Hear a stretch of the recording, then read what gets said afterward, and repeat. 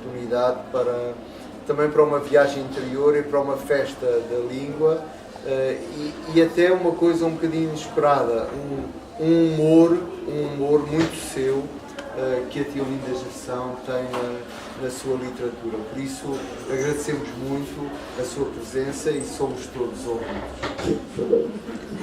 Eu é que agradeço ao Padre Tolentino o convite para estar convosco. Tenho imenso prazer em estar aqui. E então eu vou ler um conto.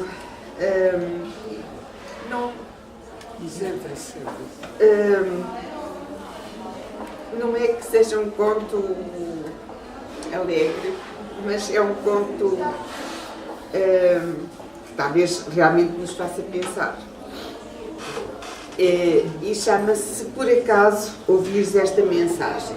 Estamos na altura de telemóveis e de mensagens.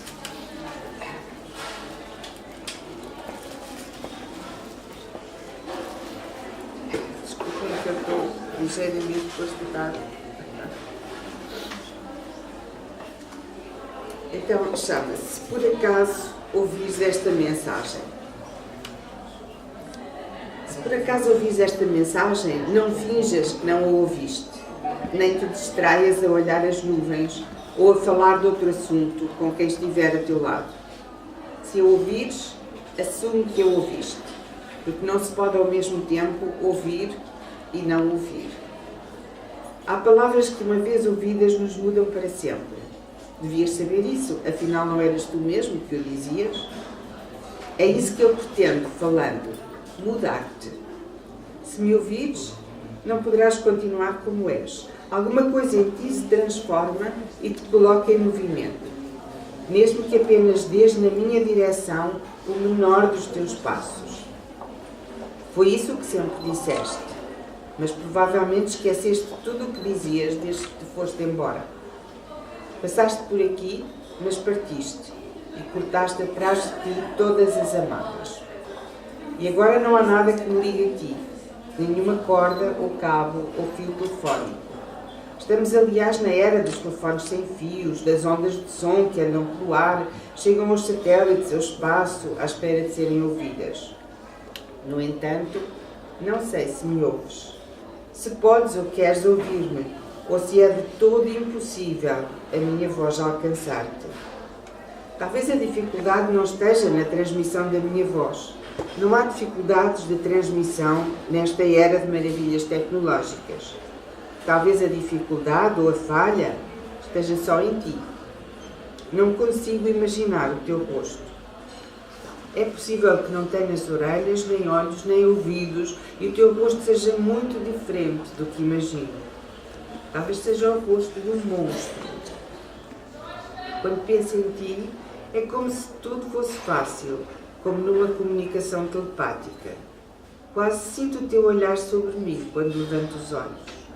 E então nem preciso de palavras. Tudo é absoluto e imediato. Numa fração de segundo transmiti-te tudo o que queria dizer-te. E tu captaste. Mas sei que é puramente imaginação. Nenhuma nave espacial pousa diante de mim e abre uma porta de luz de onde tu sais. Se abrir a janela, tudo o que vejo para além dela é a noite. Na cidade não se vêem as estrelas, o céu é opaco de nevoeiro e fumo. As noites são longas, do outro lado da janela. Longas e vazias. É por isso que, por vezes, em noites como esta, em que não consigo dormir e caminho como sonâmbulo entre a janela e a porta, penso em ti e te imagino como se pudesses estar ligado a mim por um fio qualquer. Tudo seria muito fácil, penso, se existisse esse fio. Haveria um nexo, uma finalidade em tudo. Haveria um objetivo que, pelo menos para ti, seria perceptível, mesmo que eu não o compreendesse. Eu estaria, como vês, pronta a aceitar a minha inferioridade em relação a ti, a admitir que a minha inteligência não alcança o mesmo que a tua, que os teus olhos veem muito mais longe do que os meus. Se houvesse um fio a ligar-nos, se tu mesmo tivesses atado esse fio. Eu poderia então aceitar praticamente tudo, mesmo o mal, a loucura, o horror, o absurdo, porque tu estarias comigo e serias, no fim de contas, responsável. Pelo menos tanto como eu, ou provavelmente mais do que eu. Sim, a responsabilidade, no fim de contas, seria sobretudo tua. Mas como eu te aceitaria superior a mim, acreditaria que terias sempre razão, o que quer que fizesses. Mesmo quando me parecesse que agias contra mim e punhas dificuldades no caminho, como se te desse prazer fazer-me torcer os pés e cair. Até isso, ou qualquer outra coisa, eu aceitaria, se estivesses comigo. Até esta pequena mancha na pele eu aceitaria. Este mal, que primeiro começou por ser uma pequena mancha na pele e que a princípio nem dei importância, pensando que era do excesso de sol, por ter andado na praia e me ter deitado tempo demais ao sol ao lado de um homem que eu amava. Até perceber que aquela pequena mancha, que depois alastrava, vinha do homem que eu amava, porque eu me tinha deitado com ele. Fiquei em estado de choque muito tempo, como se não conseguisse acordar. Até que acordei e corri ao médico, para ouvir o que eu suspeitava, o que ele também suspeitava, e ficou de repente muito claro, preto no branco, nas análises. Está tudo no sangue, e ele não mente. Uma gota de sangue é o bastante para que te digam tudo. Disseram-me, e eu ouvi. Mas não posso guardar só para mim essas palavras, tenho que dividi-las com alguém, desde logo contigo. Claro que havia também o homem que eu amava, é claro que falámos disso, da culpa dele, porque não me disse e deveria ter dito, da distância que a partir daí se cavou entre nós, pela traição das palavras não ditas. Mas antes dele estavas tu, que também me deverias ter protegido, e falhaste. Se alguém me traiu, foste primeiro tu. Também eu me deveria ter protegido mais, sei que vais dizer isso, ou sei que dirias, se falasses comigo. Mas proteger-me como? Os preservativos rebentam ou não sabes disso? Não podes fingir sempre que és alheio a tudo. Se um homem que eu amava me traiu, foi porque primeiro tu me abandonaste. Deixaste-me cair na noite, no meio do nevoeiro e do fumo. Devias estar na minha vida junto de mim e não estavas. E o que acontece comigo não te importa. Culpa minha? Não, culpa tua. Sei que estou a gritar e que mesmo assim não me ouves, porque não estás aqui. Se estivesses, eu sacudia-te pelos ombros, batia com os punhos nos teus ombros, sufocaria a voz no teu peito, esconderia o rosto nos teus braços. Faz qualquer coisa, gritaria até perder a voz. Faz qualquer coisa por mim. O meu rosto estaria roxo de cólera e eu continuaria a gritar, até ter a certeza de que me ouvias. Porque eu não mereço. Tu sabes melhor do que ninguém que não mereço. Justamente agora, quando tudo se ajeitava melhor na minha vida, parecia finalmente resolver-se. Tinha um homem que amava e um trabalho que me sustentava. O mínimo, dirás tu. Mas quase ninguém tem esse mínimo. É assim o mundo. Vive-se em falta e em falha. O comum dos mortais vive em falta e em falha. Toda a gente sabe disso, aparentemente. Menos tu. E agora? Agora, como sempre, não te importas e não moves nem o menor dos teus dedos. Aparentemente, não podes fazer nada por mim. Nunca pudeste. Deixaste-me cair no meio da noite. Nem sequer me ouves, por muito que eu grite. Nunca vais ouvir esta mensagem. Mas se por acaso a ouvires, Deus, se por acaso ouvires esta mensagem, não afastes de mim o teu rosto, não cortes este fio de palavras que vou estendendo entre mim e ti, porque não me resta nada mais senão este fio imaginário. Provavelmente tu não existes e falo sozinha no nevoeiro e na noite. Mas se por acaso existires e ouvires esta mensagem, não cortes o fio, Deus, não cortes este fio de palavras e fica a escutar-me até ao fim.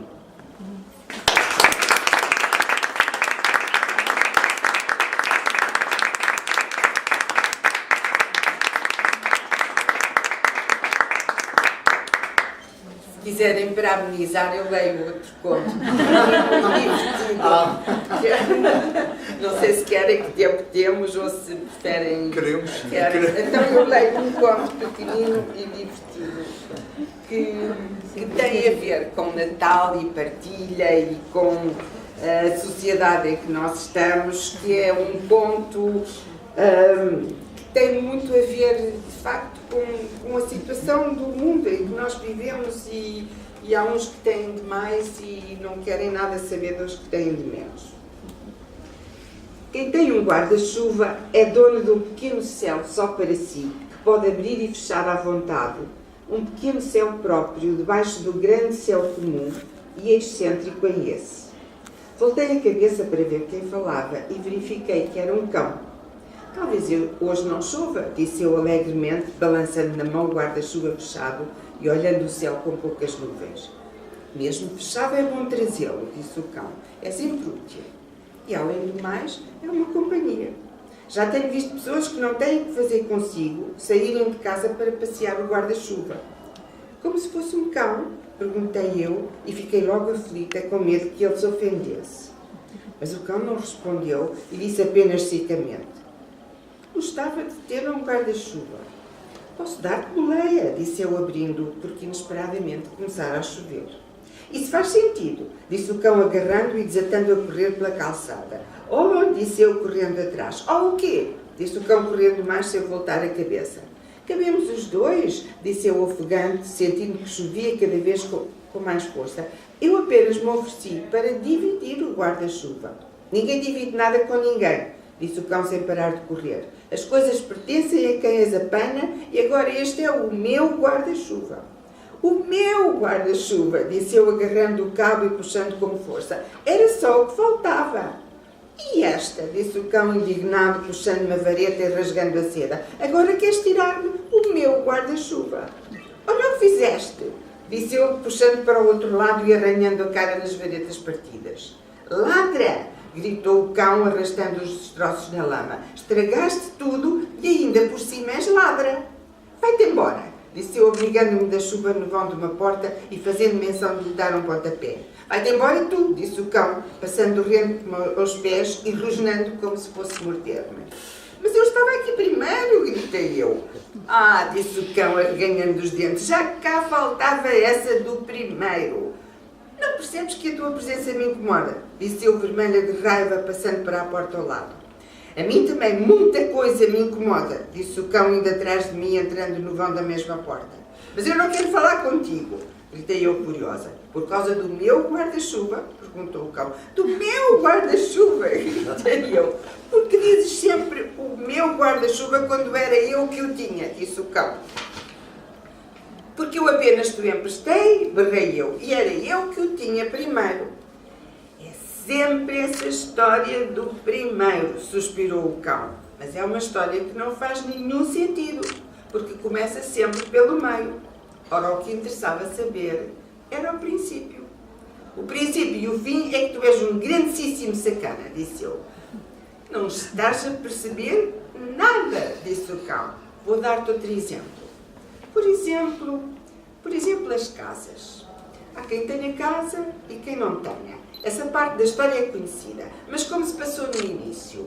Houve talvez um dia marcado em que as pessoas acordaram de manhã cedo, correram para as casas, cada uma apoderou-se de uma delas, que daí em diante para ser a sua, mas não avisaram todas as pessoas. Admito que tenha havido uma completa falta de organização inicial ou, com muito mais probabilidade, corrupção.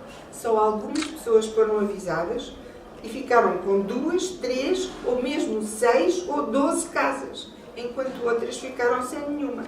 Mas este erro inicial é evidentemente o que não interessa emendar a quem chegou primeiro.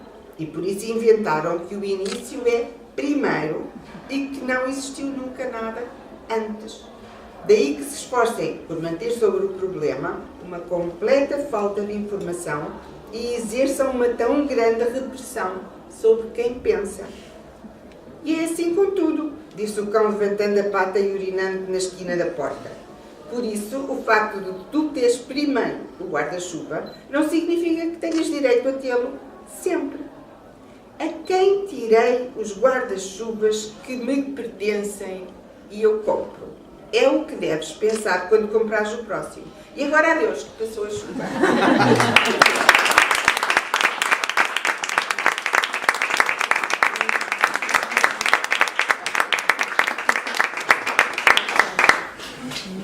Muito obrigado.